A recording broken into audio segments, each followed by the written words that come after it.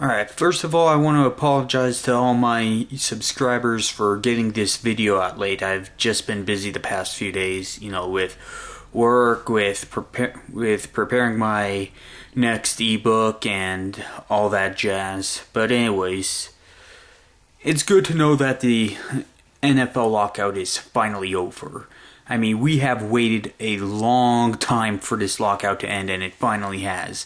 And now that this lockout is over, there have been many teams that have indeed made big moves, like the Arizona Cardinals getting Kevin Kolb, the New England Patriots and Philadelphia Eagles making trades and signing free agents that are making it look like both the Patriots and Eagles are basically in an all-or-nothing mode this upcoming season. Of course, you have Peyton Manning signing with the Colts again, not for as much as we'd expect, but obviously his reasoning is because he wants to make sure that certain players get retained for the Colts, which shows good leadership. And Peyton Manning's not the only one to accept a less than desirable contract. I mean, Mark Sanchez of the New York Jets is doing the same thing to retain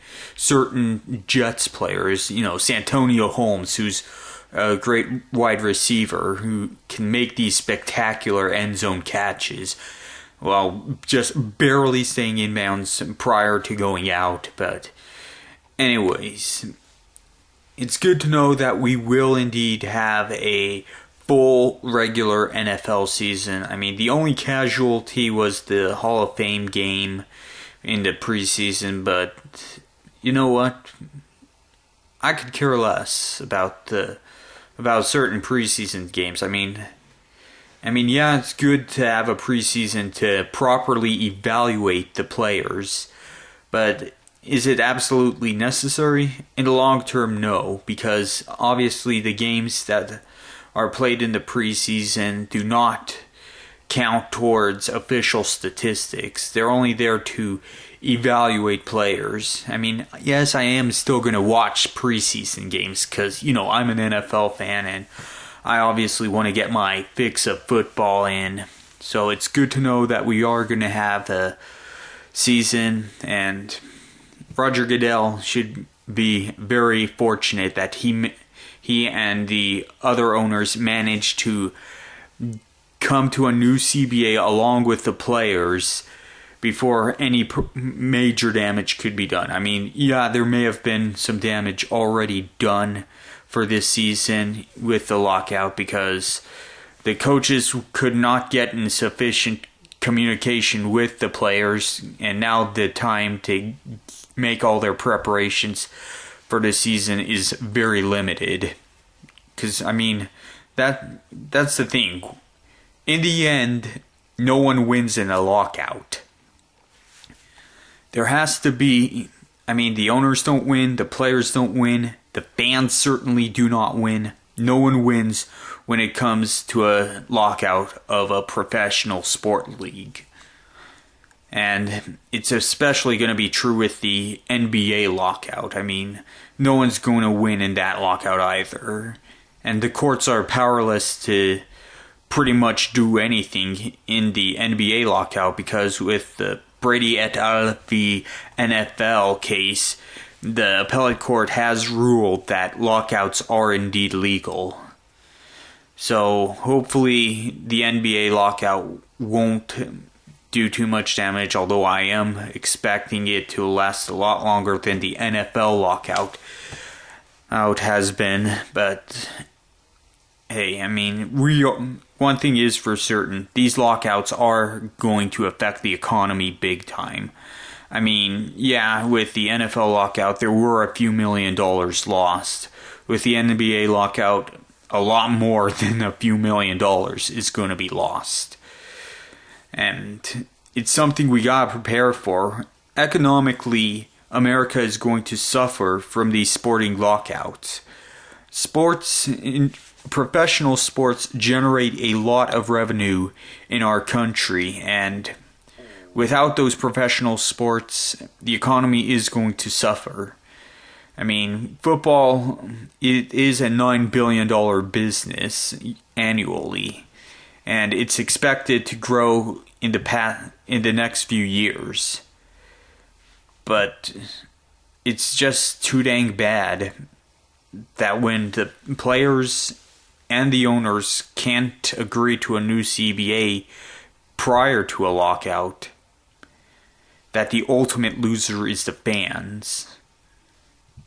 We can't allow any more lockouts to happen. The time has come where we as a whole have got to stop being so greedy. The players have to stop being so greedy. The owners have to stop being so greedy. It's just, greed is going to cause America to be destroyed. And if America is destroyed economically, we're going to head into a depression worse than the one back in the late 20s, early 30s. I mean, I have a job. I have a job working at Chick-fil-A. I hope I never have to let that job go. I want to work there as long as possible. I don't want a bad economy to cost me my job. I mean, I finally found work that isn't seasonal work. I'm fortunate to have a job, whereas 1 out of every 4 Americans does not enjoy that privilege. They do not enjoy the privilege of being able to work and to make money and to support others and other businesses as well.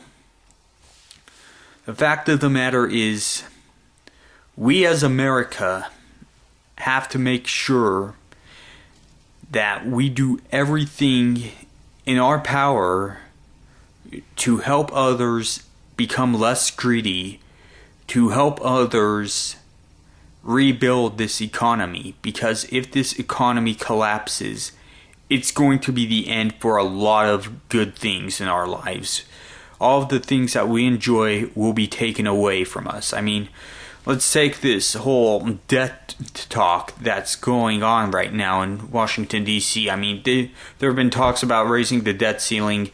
I mean, the House passed a bill to raise the debt ceiling, but the Senate rejected it, and they're just deadlocked. And there's not a lot of time left for America to resolve this financial situation. They have mere hours before this economy collapses big time.